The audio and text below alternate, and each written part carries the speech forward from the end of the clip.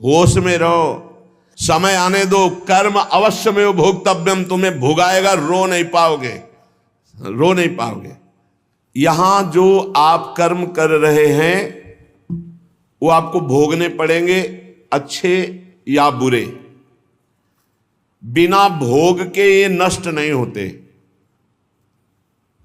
एकमात्र उपाय है, जैसे आपको वकीलों के द्वारा प्रमाणित कर दिया गया कि यहां के वकील है चित्रगुप्त, पूरी सीन सहित आपकी चेष्टाओं को अंकित किया जाता है, वो आपके मन में है, आगे प्रसंग आएगा। और जज हैं यमराज, धर्मराज जी, और दंड अधिकारी हैं यमदूत, और दंड विधान जहां होता है उसे कहते हैं नरक। तो जैसे यहां जज ने कानून से अपराध करने वाले को दंड दे दिया, जाओ तुम्हें फांसी की सजा, राष्ट्रपति का अधिकार है, वो पूरा माफ कर सकता है। ऐसे ही राष्ट्रपति हैं भगवान श्री हरि। अहम त्वाम सर्व पापेभ्यो मोक्षयिष्यामि मा शुचा। अगर शुभ अशुभ कर्मों से बचना चाहते हो तो एकमात्र उपाय भगवान की शरण में होकर नाम जप करो, अन्यथा अवश्यमेव भोक्तव्यम कृतम कर्म शुभाशुभम। सुमति जी अपने पिताजी को बता रहे, यमदूत ने कहा महाराज, मृत्यु लोक में मनुष्य जो पुण्य और पाप करता है बारी बारी से उसे भोगना पड़ता है। बहुत ध्यान से सुनोगे तो आपको बड़ी सावधानी प्राप्त हो जाएगी। जो छोटी मोटी गलतियां आप हंसी खेल में करते हैं वो भी आपको दंड भोगना पड़ेगा। ये पाप और पुण्य बिना भोगे नष्ट नहीं होते कि आपने पाप कर दिया और दान दे दिया तो वो पाप कट गया, ऐसा नहीं है। पुण्य का अलग विभाग होगा, पाप का अलग विभाग होगा। अगर काट सकते हैं तो सिर्फ भगवान काट सकते हैं, भगवान का भजन काट सकता है, दूसरा नहीं। लाखों जन्मों में जो तुमने पाप और पुण्य किया है, जो एकत्रित है, उसका नाम है संचित कर्म। संचित पाप और पुण्य, और उससे जब मनुष्य शरीर मिलता है या जो शरीर मिलता है उससे जो हिसाब निकाल करके कुछ पुण्य और कुछ पाप, उसे प्रारब्ध भोग कहते हैं। फिर यहां कर जो नवीन कर्म किया जाता है उसे क्रियमाण कहते हैं। मनुष्यों के लिए जो उनका जमा हुआ पाप और पुण्य है वो अंकुरित होकर बढ़ता रहता है, ब्याज दर ब्याज। बहुत दुर्गति होती है, इसीलिए बहुत जन्म हम भोगे तो भी अपने संचित कर्म को नहीं भोग सकते।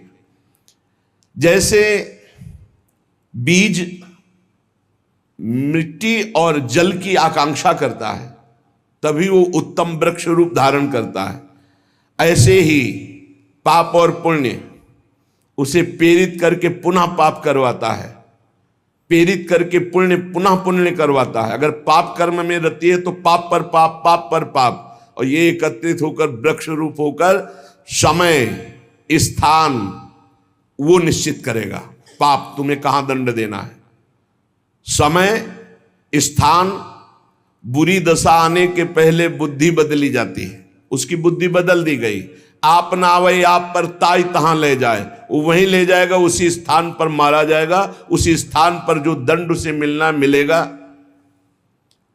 जैसे आपने छोटा पाप किया तो आपके चलते समय पैर में कांटा चुभेगा और दुख होगा। कांटा निकाला गया, थोड़ी दिन वहां दर्द रहा, खत्म हो गया, आपका पाप क्षय हो गया। छोटा पाप कोई, आगे बताया जाएगा कौन कौन से पाप से कैसे कैसे दंड मिलते हैं। अब अगर आपसे थोड़ा बड़ा पाप बना है तो वही पैर में लोहे की कील बनकर चुभेगा, कांटे की जगह लोहे की कील, अधिक दुख होगा। और बड़ा पाप बना है तो खजूर का कांटा, बड़ा कील, ऐसे आपके पैर में चुभ। बिना पाप कर्म के कहीं भी किसी को कोई भी दुख नहीं हो सकता। सिर में दर्द होना, आजीवन पूरे जीवन सिर का रोग हो गया कि वो दर्द ही होगा 2-4 दिन में, 10 दिन में, पाप का कारण। अपथ्य भोजन, सर्दी सहन न होना, गर्मी सहन न होना, हर समय हृदय जलते रहना, पाप का लक्षण। भिन्न भिन्न पाप भिन्न भिन्न प्रकार के दुख देते हैं दीर्घ काल तक। शस्त्र और अग्नि आदि का भय ये पाप के कारण होता है। अनेक जन्मों के संचित पाप कोई इसी जन्म के केवल नहीं है, वो केवल मंडराते रहते हैं आकाश में दंड देने के लिए, समय इंतजार करते हैं। जैसे नरक में पड़े हुए जीव तुम देख रहे हो, घोर पाप का फल भोग रहे, केवल दिखाया गया था नरक। जानते हो किस बात से? कल याद होगा, सुमति जी ने पानी पीने जाने वाली गौओं को वैश्य कुल में 7वें जन्म में जन्मे जब थे, तो उन्होंने उनको नहीं पीने दिया। इसके अपराध से उनको नरक दिखाया गया था। तो वो यमदूतों से प्रश्न करते जाते हैं और उनका उत्तर यमदूत देते जाते हैं। ये जो तुम देख रहे हो तड़पते हुए जीवों को नरक में, महापापी लोग हैं, अपने पाप का फल भोग रहे हैं। जब कोई पुण्यात्मा होता है तो स्वर्गलोक में जाता है, देवताओं के साथ रहता है, गंधर्व उसका गुणगान करते हैं, अप्सराओं का नाना प्रकार से सुख उठाते हैं। और जब पुण्य भोग क्षीण हो जाता है तो फिर यहां आकर के मनुष्य लोक में अपने कर्मानुसार जन्म लेते हैं।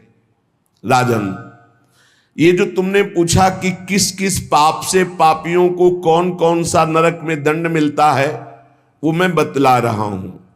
जो नीच मनुष्य कामना और लोभ के वशीभूत होकर दूषित दृष्टि से हर स्त्री को भोग भाव से देखता है, जिसको देखता है बस काम भाव से देखता है।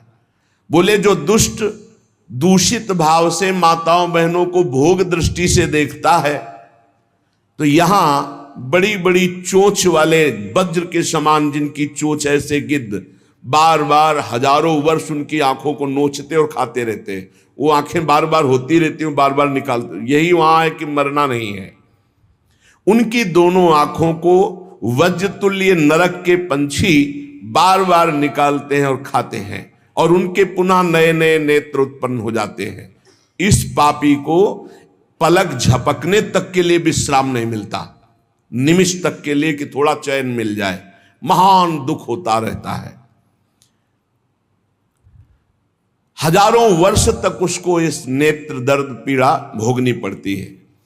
और फिर जब मृत्युलोक में जन्मता है तो नेत्र रोगी पैदा होता है। वो यहां पैदा होगा नेत्र रोगी, या नेत्र ही नहीं है या नेत्रों में दिखाई नहीं दे रहा, कई तरह के व्यवधान, जिन्होंने नेत्रों का दुरुपयोग किया।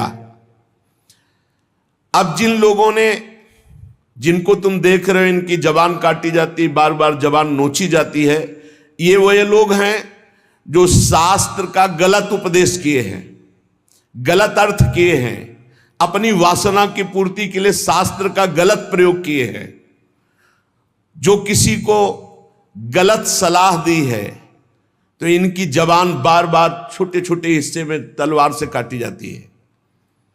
शास्त्र का उल्टा अर्थ बताया, उसकी जबान को वहां हजारों वर्ष काटा जाता है। खिलवाड़ नहीं, प्रश्न उत्तर कर देना। अगर आपका उत्तर गलत है तो आप नरक जाएंगे। प्रश्न करता तो आप पर श्रद्धा करके पूछ रहा है और आपने मनमानी उत्तर दे दिया और वैसा आचरण कर दिया तो उसको पाप नहीं लगेगा, पाप आपको लगेगा क्योंकि आपने आदेश किया है और आपकी दुर्गति हो जाएगी। इसीलिए अनाधिकारी को जब जनक जी महाराज विदेह राज ने पूछा, निमि जी ने नवयोगेश्वरों से कि मैंने यही प्रश्न कर्म के विषय में सनकादि से पूछा था, वो मौन थे, कोई उत्तर नहीं दिया, क्यों? तो बोले उस समय आपका ज्ञान जागृत नहीं हुआ था, आप उस समय अनाधिकारी थे, कर्म का बड़ा सूक्ष्म विषय होता है, इसीलिए वो मौन थे। ऐसा नहीं कि हर प्रश्न का उत्तर फटाक से दे दे, और वो गलत है अगर उत्तर तो शास्त्र सम्मत नहीं है तो उत्तर देने वाले को नरक का दंड मिलेगा, उसकी जबान हजारों वर्ष वहां काटी जाएगी। जो शास्त्र का गलत अर्थ करता है, जो शास्त्र को अपनी वासना पूर्ति के लिए घुमा करके बोलता है, जो किसी को बुरी सलाह देता है, उसकी जबान यहां काटी जाती, जो देख रहे हो। और हे सुमति जी, जो वेद की निंदा करते हैं, देवताओं की निंदा करते हैं, संतों की निंदा करते हैं, वैष्णव की निंदा करते हैं, गुरु की निंदा करते हैं, गुरु पर दोष दृष्टि करते हैं, गुरु को वक्र दृष्टि से देखते हैं, क्रोध दृष्टि से, उन सब को यहां भयंकर वज्र तुल्य वाले जिनकी चोंच है, ऐसे पक्षी गिरा गिरा करके उनके अंगों को नोचते हैं, जबान, आंख और उनके शरीर के अंगों को। जितने निमेष तक उनके द्वारा ये जिह्वा जनित पाप हुआ है, उतने 1000 वर्ष तक उनको पक्षी नोचते हैं। जो नराधम बिना दोष के दो मित्रों में फूट डाल देते हैं, एक दूसरे की चुगली करके, पिता पुत्र स्वजन में भेद पैदा कर देते हैं, और जो पुरोहित, बहुत ध्यान देने योग्य बात, अनुष्ठान का संकल्प लेता लेकिन अनुष्ठान पूर्ण नहीं करता, जजमान को क्या पता। जो पुरोहित जजमान से नियत संख्या ले ली धन और अनुष्ठान पूरा नहीं किया, या जो अपनी माता और पिता का अपमान किया, जो अपनी शरणागत, अपने अर्धांग विराजमान पाणिक ग्रहण की हुई पत्नी का विविध प्रकार से अपमान और शोषण किया, वो यहां आरे से चीरे जाते हैं 1000 वर्ष तक। दिखाया, देखो ये बीच आरे से आराम आराम से एक एक अंग चीरे जाते हैं। उस पुरोहित को भी दंड मिलता है, उस पुत्र को दंड मिलता है जो माता पिता का अपमान, उस पति को दंड मिलता है जो पत्नी का शोषण, उस पत्नी को दंड मिलता है जो पति से छल करती है। आप खुली आंख इनकी दुर्गति देख सकते हैं। जो दूसरों को कष्ट देने का स्वभाव बना लिया है, बातचीत चेष्टा से कष्ट ही देना है, जो दूसरों की प्रसन्नता में जलते हैं, जो दूसरों की घरों में, सोए हुए घरों में आग लगा देते हैं या फसलों में आग लगा देते हैं और उनको प्राणांतक कष्ट देते हैं, उन अधम पापियों को यहां जलती हुई आग में जलाया जाता है। तुम देख लो, तपती हुई बालू डालकर उनको भूना जाता है और यहां आग में उन्हें जलाया जाता है। जो एक जगह निमंत्रण मिला, फिर दूसरी जगह निमंत्रण मिला, तो पहले निमंत्रण वाले को छोड़ करके दूसरे के यहां निमंत्रण पाकर फिर पहले वाले के यहां निमंत्रण पाने गया। ऐसा नहीं है, ये नरक का कारण बन जाएगा। एक जगह निमंत्रण है, वहां गए, अगर हम भूखे हैं तो भूखे, नहीं मिला तो नहीं मिला, अब दूसरे दिन देखा जाएगा। 2 3 4 निमंत्रण, ऐसा नहीं। जो ब्रह्मर्षि किसी देव कार्य के लिए, पितृ कार्य के लिए यजमान के द्वारा निमंत्रित किया गया और वो दूसरी जगह भोजन कर लिया, दूसरे निमंत्रण को स्वीकार करके फिर उसके यहां भोजन करने गया, तो उसको यहां नरक में 2 टुकड़े करने वाला दंड मिलता, बार बार उसके 2 टुकड़े। ये बार बार बहुत जगह भंडारा, बहुत जगह निमंत्रण, ये ऐसा नहीं है। सिद्धांत है, तुम भूखे हो तो एक जगह चले जाओ और अपना पेट भरो, भजन करो। ये नहीं कि 5 जगह चले गए तो खूब दक्षिणा 5 जगह की मिली तो सुन लो। ये तस्मा शास्त्रम प्रमाणम, ये शास्त्र है, मनमानी नहीं। पहले ऐसा कभी ब्रह्म ऋषि जन नहीं करते थे। 5 घरों में भिक्षा मांग लो, या निमंत्रण है तो एक जगह जाके पेट भर लो जो रूखा सूखा मिले। ये 14 जगह भंडारा, 14 जगह निमंत्रण, तो उसकी व्यवस्था है। ये नरकगामी बना देगा, बुद्धि भ्रष्ट हो जाएगी।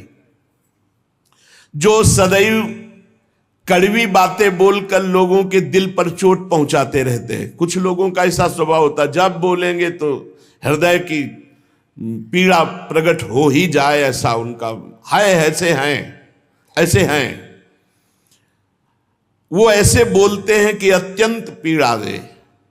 ऐसा करने वालों को यहां के पक्षी टूट पड़ते नरक में लाते हैं, नोच नोच करके उनको खाते हैं। जो यहां किसी की चुगली करता है, उसकी जिह्वा तेज छुरे से बार बार ऐसे चीरी जाती है, फिर पूरी हो जाती है, फिर चीरी जाती है। जिन्होंने उद्दंडतावश अपने पूज्य जनों का अनादर किया, उनको मारा, पीटा, गुरुजनों को, अपने गुरु को, माता को, पिता को, बाबा को, पितामह को, ये पूज्य जन है, ये गुरु के समान पूज्य है।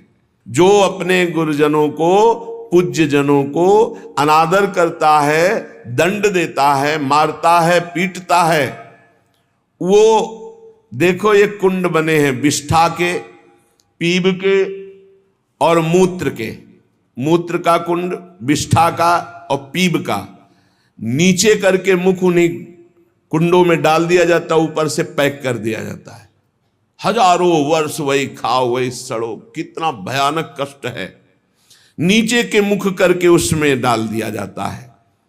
जो लोग भोजन बनाने, बहुत ध्यान से सुनो, भोजन बनाना उद्देश्य रखो, यज्ञ है, यज्ञ के लिए भोजन बना रहे हैं। सबके हृदयों में भगवान है। पहले भोग लगाओ श्री भगवान का, फिर दरवाजे पर निकलो और आसपास झांक के देखो, कोई पशु पक्षी, कोई मनुष्य, कोई संत महात्मा, कोई भूखा तो नहीं दिखाई दे रहा। अगर एक गाय है, कुत्ता भी है, तो घर से जाओ, रोटी लाओ, पहले उसे डालो, भगवत स्वरूप मान करके पहले। फिर अपने घर में जो बड़े बूढ़े हैं सबसे पहले उनको पवाओ, बच्चे जो हैं उनको पवाओ। अच्छी अच्छी चीज तुम पालो, बड़े बूढ़े नहीं, अभी आगे आएगा, उनको भी दंड मिलता है। तो जो रसोई बनाए तो उसे भाग लगाना चाहिए, देवता का भाग, अतिथि का भाग, कौवे का भाग, गाय का भाग, और अपने जो पूर्व के बुजुर्ग जन हैं पहले उनकी सेवा। अच्छा, जो भी रसोई बने, भगवान का भोग लगाया, दरवाजे तक गए, अतिथि को देखा, एक गौ के लिए ग्रास निकाला, एक कौवा पक्षी आदि के, जरूर जरूर ये नहीं निकालोगे तो पाप है। गीता जी में कहा जो अपने लिए पका के पाता है वो पाप पाता है। तो जो अभ्यागत, अपने बुजुर्ग और अतिथि, अब कोई साधु महात्मा आया, माना कोई भी हो, वो दरवाजे में पुकारा, राधे श्याम, आप छुप नहीं सकते, आपको निकलना पड़ेगा। हाँ राधे राधे, क्या चाहिए, क्या सेवा करूं आपकी? आप जल पिएंगे, आप भोजन पाएंगे? नहीं मुझे पैसा चाहिए। वो नहीं दे सकता, खत्म खेल, आपका आदर हो गया। आप मृदु वचन में इतना तो बोल सकते हैं, राधे श्याम, आप इतना बोल सकते हैं, आप जल पिएंगे, आप रोटी पाएंगे, भोजन प्रसाद पाएंगे। नहीं मुझे रुपया चाहिए, नहीं मेरी श्रद्धा नहीं, मैं नहीं दे सकता, सामर्थ्य नहीं है, श्रद्धा नहीं है, कुछ भी आप कह दो उस पर चलेगा, पर आपको निकलना चाहिए। यदि आप छुपे रहे हो, आपके कान में आवाज आई आपके दरवाजे से भिक्षुक वापस जा रहा, तो आपके सुकृत नष्ट हो जाएंगे और आपको पाप लगेगा। ये धर्म है, अतिथि देवो भव। देना ना देना वो आपके ऊपर की बात है, लेकिन मृदु वचन, जल और भोजन, ये तीन तो प्राय सब, नहीं कुछ है एक फल दे दे। अगर वो कहता है मुझे भूख लगी है, तो आप वहीं गेट के बाहर बैठिए, परिचय नहीं है इसलिए, घर में जो सदस्य पुरुष वर्ग का, उससे 2 रोटी भेज दीजिए। जो दुष्ट आए हुए अतिथि का अपमान कर देता है, अतिथि देवो भव, बड़ी महिमा है गृहस्थ धर्म में अतिथि सेवा, साधु सेवा की, उसे यहां पीब चाट चाट के पवाई जाती है नरक में। उनका बुरा हाल होता है, बहुत सावधानी। इसीलिए धर्मात्मा पुरुष एक एक कार्य को बहुत धर्मपूर्वक, जो यहां दूसरे के भाग का अपहरण कर लेते हैं, अब अपने घर वालों के लिए अच्छे अच्छे लिए और संत महात्मा वैष्णव अतिथि के, तो बोले उसे दंड मिलता है, नरक में ला करके उसे विविध प्रकार से सताया जाता है। जब कोई अर्थार्थी शरणागत